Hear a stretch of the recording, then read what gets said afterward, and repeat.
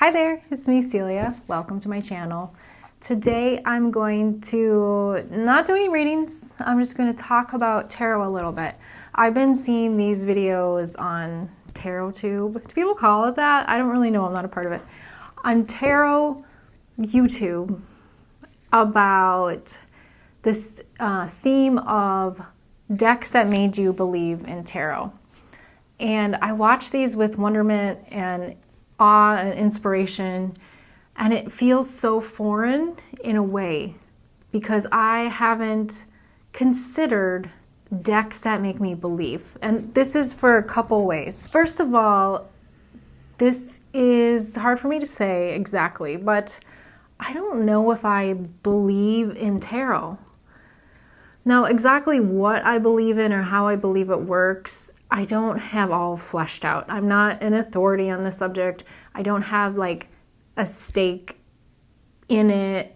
I don't spend a lot of time developing my philosophy or having some sort of rhetoric or it's not about like debating what is the truth about tarot or something.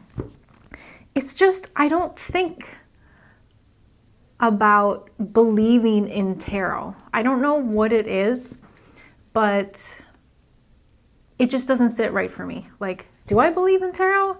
Not really. What I believe in instead is my intuition. I believe other people have intuition. And if intuition or like being psychic isn't something that is your cup of tea or anything you're interested in, or then I think that what I believe in, like let's just take intuition out of the conversation about tarot. Then what I believe in is symbology, mythology, basically the symbolic imaginary parts of my brain and how that can create a connection to things that are meaningful or strike a truth chord or give me a fresh idea, a new inspiration to look at. That's what I believe in. Tarot is just a tool, and it's not that I don't respect tarot and honor the history and honor everybody else's experience with it. It is very important for me. It definitely is a practice. So when I say I don't necessarily think like a deck made me believe, it's more of the practice of listening to my intuition, the practice of trying different ways of thinking and believing and working with myths and image and inspiration and imagination. That's what I believe in. I change my mind a lot. So I'm a Gemini sun. I have a ton of Libra placements. I have an Aquarius moon. I have a grand trine in air. I have 2 grand trines in air. So ideas always are floating around me, and I often try lots of them out. So by no means do I think this is the end-all be-all of what I believe. But for now, it is man, I don't really see tarot as something that I believe in. But it just brought up the question, what do I believe in? Secondly, decks. I'm not really into decks, and I don't know why, but I'm just not. I could be. I definitely have 200 tarot decks on my wish list, for sure.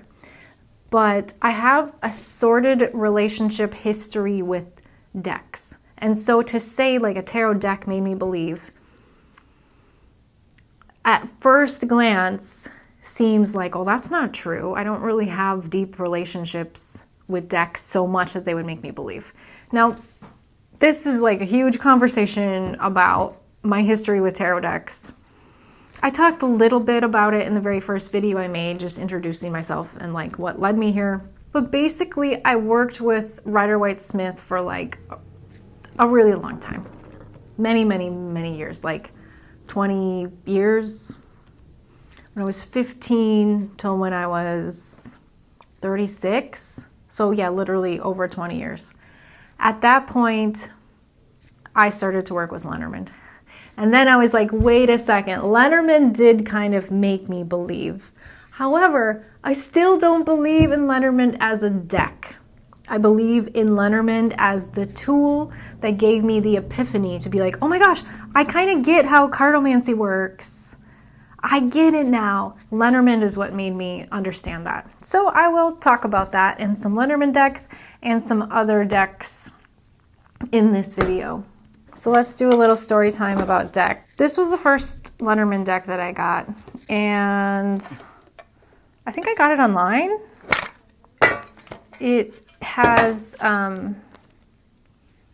Pixies, Astounding, Lenormand. I tried to look for it recently, and it was really hard to find. And I'm going to see if I can find the exact spread that started to make me believe in cartomancy. I'm just going to call it that.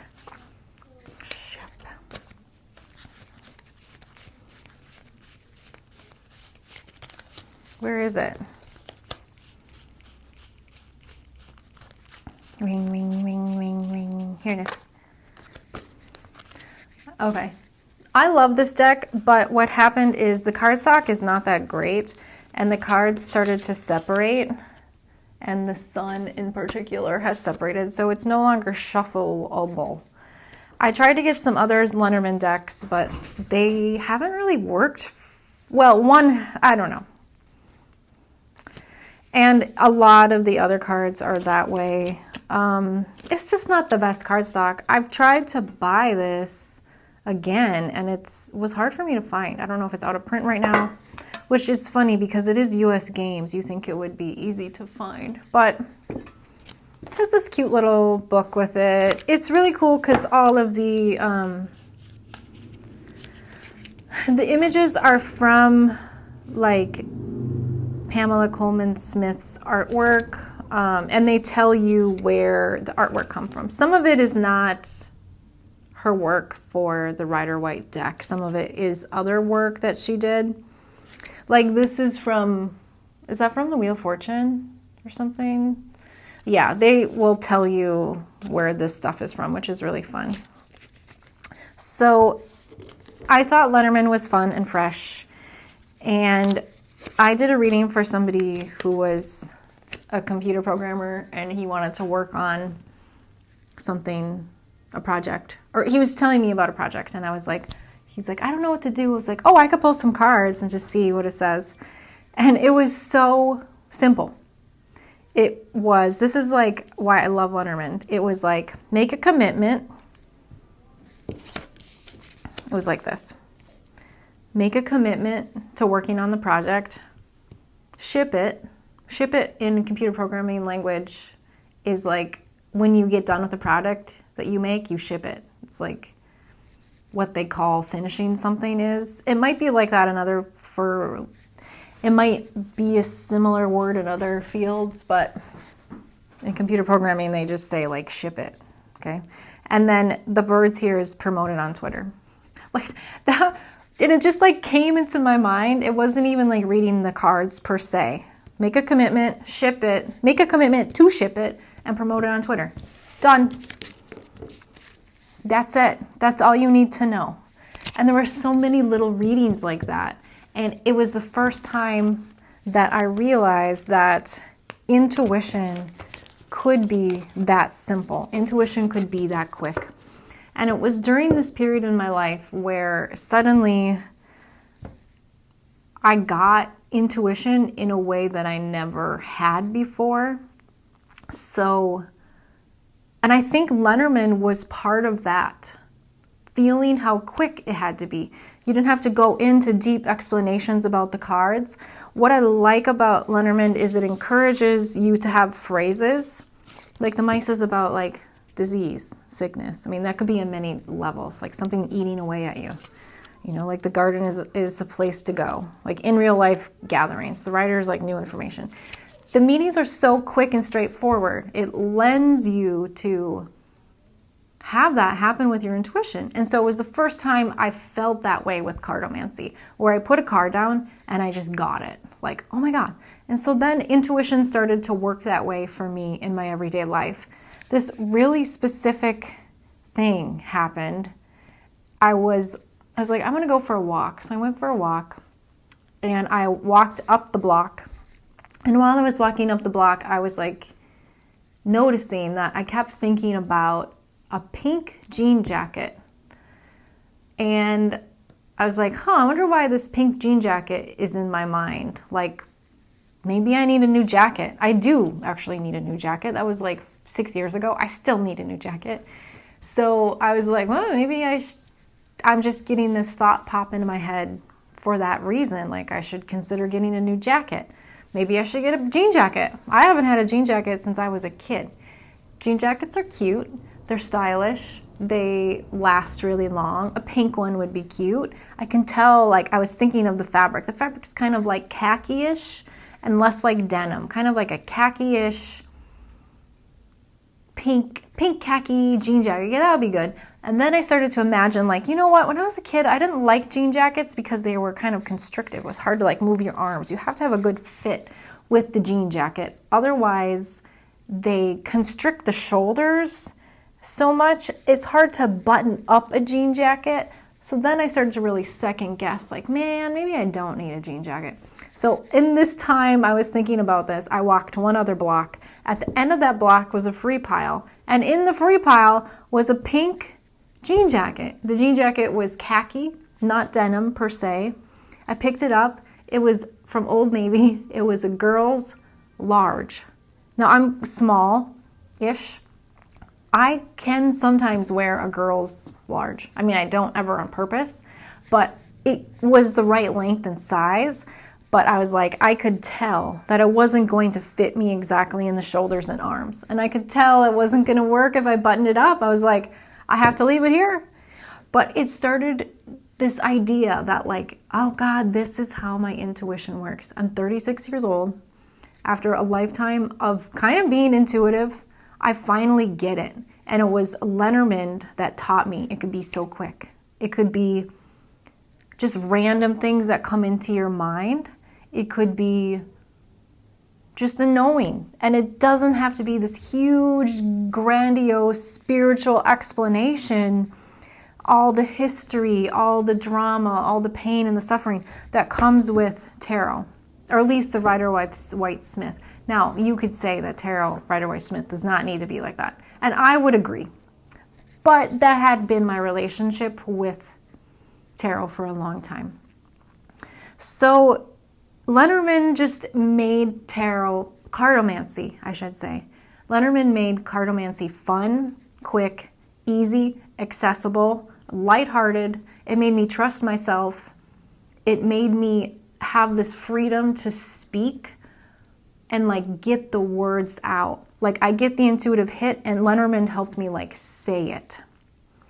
And I don't always have just straight intuitive reads. I'm not, like, downloading information all the time. Cartomancy is a tool for that. So, 80% of the time that I'm reading cards or looking at them, it is symbolic. Sometimes I look at the meanings and, like, the numerology too. I think that is important, and I think that's very valid. But there's nothing wrong with looking at the meanings, the symbolism of things. And that is also very, very valid for me to consider the symbolism of things. Like, for me, this house looks like a freaking pelvis. I mean, it even has pubic hair, okay? And this is like the cervix. There's been so many readings where this is even, I see this as connective tissue inside the pelvis. And the moon here is like looking at, like, you ovulate one time of the month. And then, like, this is like nerves, like various nerves and, like, arteries, and even the spinal column that comes in, and, like, the nerves bifurcate. There's been so many times where I've had super mundane things of, like, oh, I need to take care of my pelvis. And let's say you have something, like, connected to it. I don't know. I can't manufacture a reading. But, like, that's symbology for me. But then the house is also, like, your home. Like, literally. Something that's 4 square solid. It's a container. There's so many different things that you can gather symbolically. And the simplicity, straightforwardness of Lenormand has really, really, really, really helped me. So I would put that into an idea that cartomancy has helped me with my intuition. Lenormand in particular, and that reinvigorated my whole relationship with using cartomancy as a tool. So I'm just going to take a second to go through some other Lenormand cards I have. I have this mystical Lenormand. This is not at all a walkthrough. I don't really feel like walking through them. I don't know why. I feel like a walkthrough should have maybe better quality video or something. I got this because I needed the new Lenormand after this started breaking. I haven't really gotten into it. I hope to someday. But it's beautiful. It's lovely. It has lots of great symbols, and I think it needs a little bit more time to get into, where the Pixie Lenormand was like super straightforward. I don't even remember where I got this. Anyways, I'm very much enjoying this cute little Lenormand. It is a book, and it comes with Lenormand cards in the back. It has a key in the beginning of all the different keywords for the cards, which is super handy. In the front, it goes through all of the cards, and most important for Lenormand, not always, but if you want to do a big reading, is the combinations, positive combinations, negative combinations, and even in the description, it talks about how, it tells you about the card, and then it tells you how to read the card. I highly recommend this. Even if you never plan on doing Lenormand, learning how to do this and applying it to tarot is incredible. So there are so many good readings in here, and obviously the biggest thing about Lenormand is doing the Grand Tableau, which is a reading where you use every card. This is the cards ranked from, let me make sure you can see this, from 1 all the way to 36. You can do a Grand Tableau reading where each area of the reading has a position. Like the first card that you pick is in the rider position. But you don't have to. But let me give an example. The first card is what is coming soon. The second card, Clover, is potential source of luck. It's just one little word about the card, about that position. It's kind of like house placement in astrology in a way. But you don't have to do that. You can just do a Grand Tableau. Yeah, it's kind of fun to look at this. The thing about Grand Tableaus is that they take a lot of time, and so I don't know I just don't want to spend that much time doing it. But I want to get back into it. I think the point that I really want to make here is that doing something different really, really helped me believe in the power of cartomancy. I still don't necessarily believe in the cards, but I believe in the practice. If you need to change it up, change it up. Go for it. I can't believe how Lenormand completely revitalized my relationship with tarot. For so long, I studied and did so many readings. I was pulling daily cards for like 7 years, and I never, ever felt a connection with it. Now, can be a slow learner. I know that for sure. Sometimes it takes me forever to like get a point.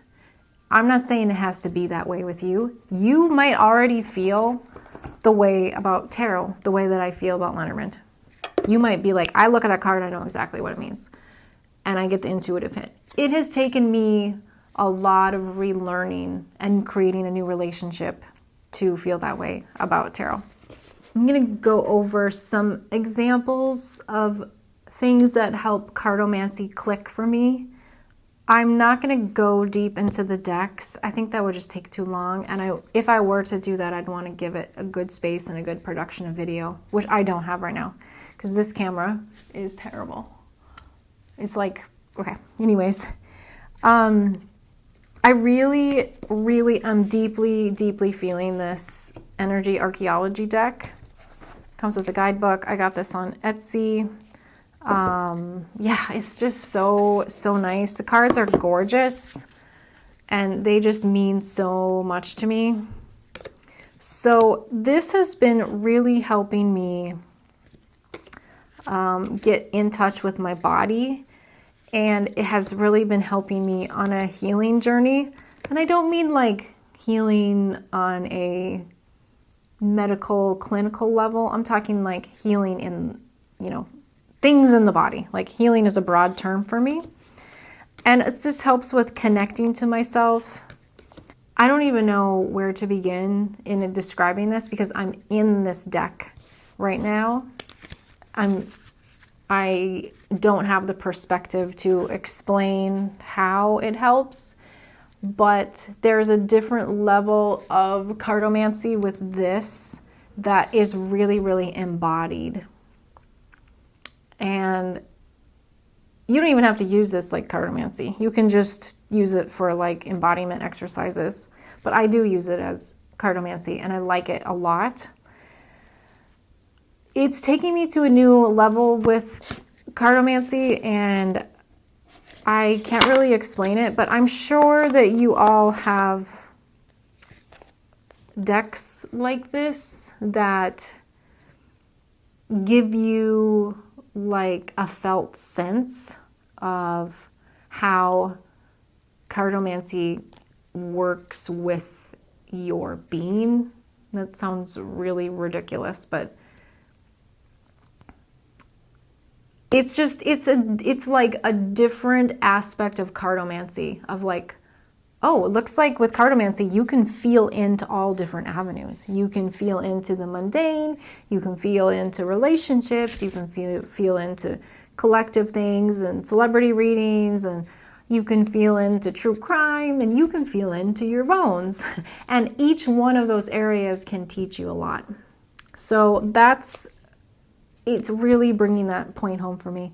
Someday I will talk about this, but I can't not bring it up because just yesterday I worked with this deck deeply. It was just amazing. It's very, very supportive. The Cowgirls and Aliens Oracle deck. I love this. I'm sure that I get a lot of flack for this. People in other channels that have done walkthroughs of this deck or pairings of this deck, people have been like, I hate those AI decks that are just fake art. They're not. Doesn't this look like Rihanna, kind of? Maybe not. Maybe upside down. It's not fake art. It's actually somebody drew this. And she's painted other Oracle decks too. I just really, really, really like this. And I know some of these are upside down. Sorry. But I've never had that card before. Telepath. What is happening with me using this deck is I'm studying it and the book pretty well. And then once I do that, I can take the meanings on my own personal level. And these beings in here, these characters, these archetypes are coming into my healing work. And remember, I'm saying healing as like a personal healing thing. So just yesterday, I was doing some work on my right eye. My right eye, I had like this thought form that wasn't mine, and I was trying to see like, what can I do to get this out? And the explorer came, this character, this woman came to help me work with it and like figure out what its true nature was, this thought form, and how to get it out. And it was just so unique and interesting. It was like, oh my God, I get it. Like, these cards really can help you on your journey. And then interestingly, the bear from Lenormand also came. I mean, it could have just been a bear in general, but yeah, the bear and the explorer were there to help with that thought form.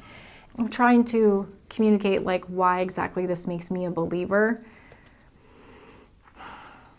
I think what like this explorer showing up in this healing work, this embodied healing work that I was doing, I think what that does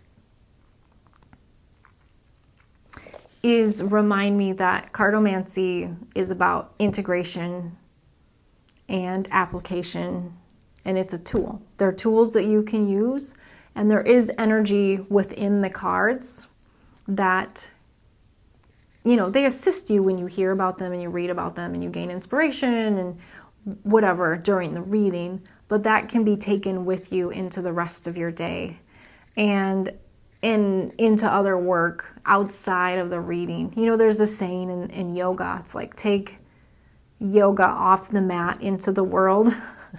And I laugh there because I've been really geeking out about how there's so many yoga cults and like a lot of damage has been done in the yoga community. So, you know, you always got to take those like adages with a grain of salt because it could be used for like ill will. But I think there is a potential here, the same kind of cheesy saying of like, take cartomancy out of the reading and into your daily life. And it's not just something that I think about and write about and whatever. You can take them, they do come into your dreams and they come into your body and your creative expression, your relationships, and they're there to help. And so this kind of showed me that they really can be helping spirits. The last deck I want to talk about is Herbcrafters Tarot. I do love this. I would love to go over this deck someday as, you know, like more than a walkthrough, but I think you could study every single one of these cards deeply. Yeah, it works really well for me. Why did I feel the need to shuffle it? It's not like I'm doing anything with it. I just think this is my main deck right now. What do I want to say about this? What this deck has done for me is it has helped. This deck calls me to do cartomancy, like in my everyday life, or when I'm thinking about topics in the world that I want to do readings on or something. I'm like, I wonder about what is up with that Boeing strike. Like, what is going to happen? And there's lots of readings I do personally that I don't record. It's really hard for me to record because of the way that my life is set up. Like, probably 8 times out of 10, I record videos and it doesn't work for whatever reason and I can't do it. So recording is really clunky for me, but I still do a lot of readings. And this deck will call me to do a reading. And what it does is it shows me a card. And same with the other decks that I use. There's really only one more deck that I use, which is the Housewives Tarot. That deck will call to me too. But let me see if I can find a very specific example.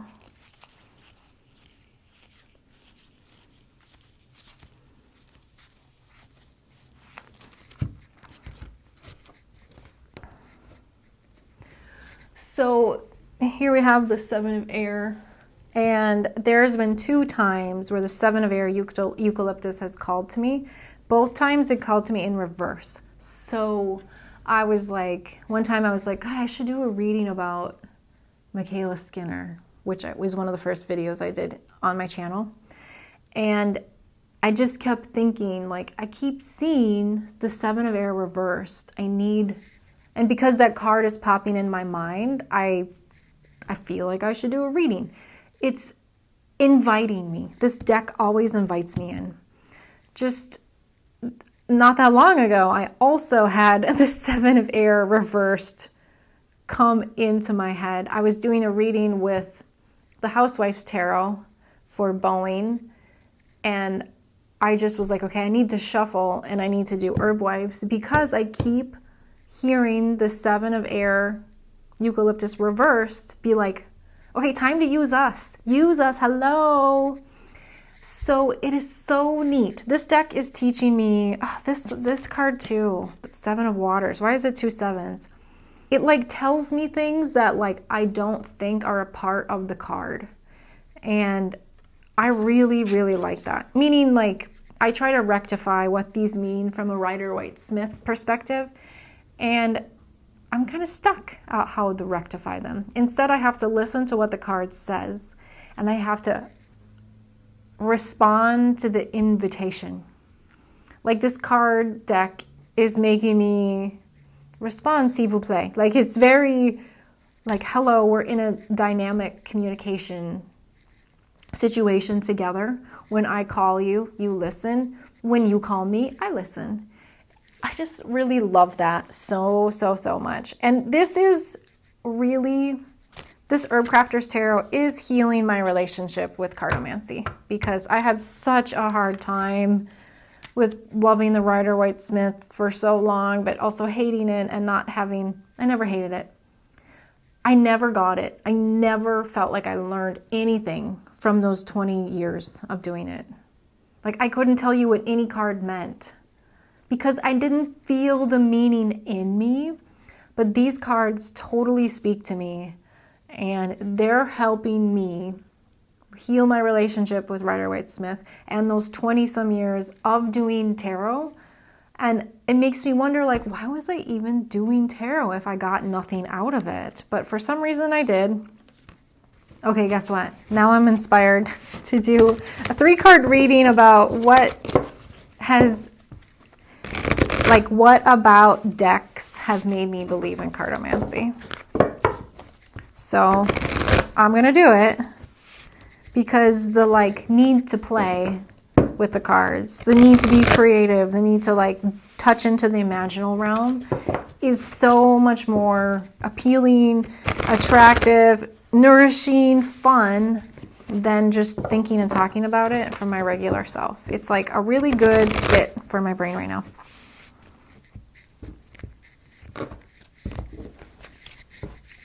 Okay, let's see. What about cards have made me believe? I heard that I should do me and then 3. No, what should I do? Me. Okay, me, tarot, me, cartomancy, and the energy in between. Ooh, the Wheel of Fortune. 5 of Earth, Slippery Elm.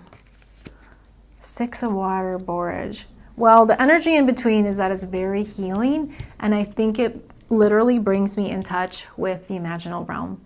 I'm also feeling that working with cartomancy is like pre-Christian, like women, feminine type work. Not like men couldn't do cartomancy, I'm sure they did.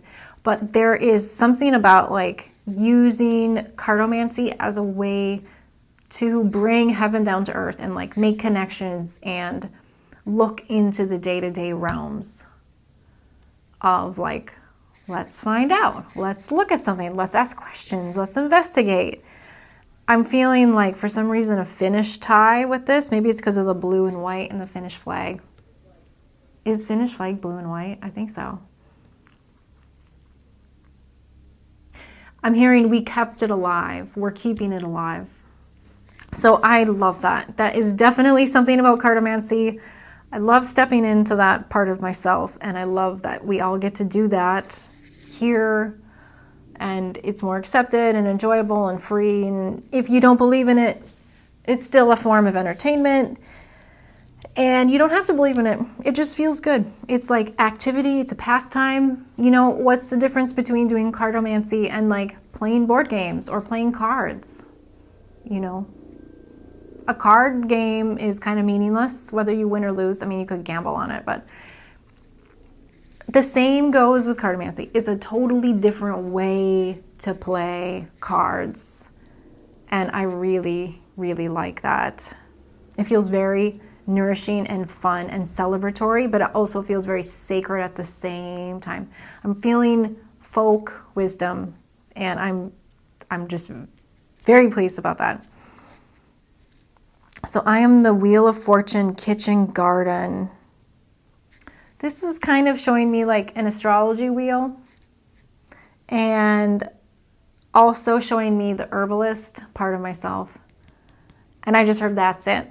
Like, it's, yeah, cards are like plants and they all have different energies, and it's just a different way to work with and cultivate relationships with cards. You can do that with plants, and it's all a very connected, cyclical way. It's like a relationship with the earth, even, at least it is for me.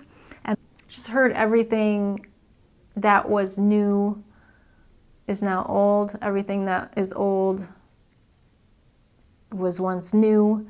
For some reason, it's like this discovery process, constant discovery process. So I think that's me. I definitely love to do that. I love reflection. I love reading things. I love symbology. So I totally understand that. And having a look like an astrology wheel makes me also really connected to that, and like the directions. I'm getting just a lot of like information about how I am open and receptive to get information from anything, really. And that how it helps me navigate being between heaven and earth. Like, I'm here on this planet in a body, like, give me some tools to help me. And having cards is a part of that. So the 5 of Earth, Slippery Elm, is cartomancy. To me, this is a very, very, very healing card. Without a doubt, I do cartomancy and just about anything for healing.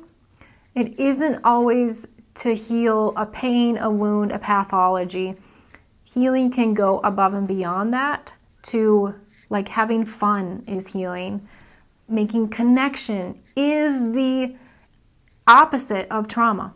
It's not like you have everyday life and you have trauma. Like, trauma is just everyday life gone awry. No, on one side is trauma, on the other side is connection.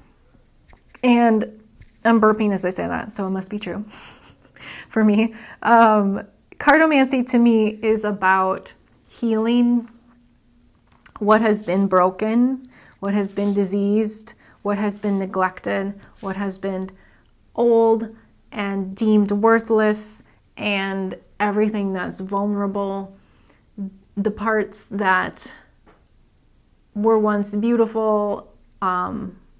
I'm seeing a church that has been ravaged through time. Like, it's been degraded, things are falling apart, but it's like a ruin almost, I'm seeing. And then this tree growing here is like, but we still remember. This is still sacred land that this church was built upon. Even before there was such a thing as church, this was a sacred site.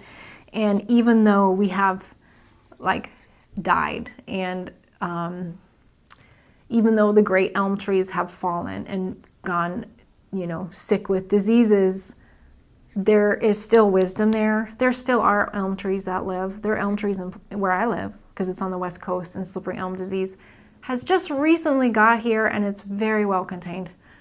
There are elm trees around.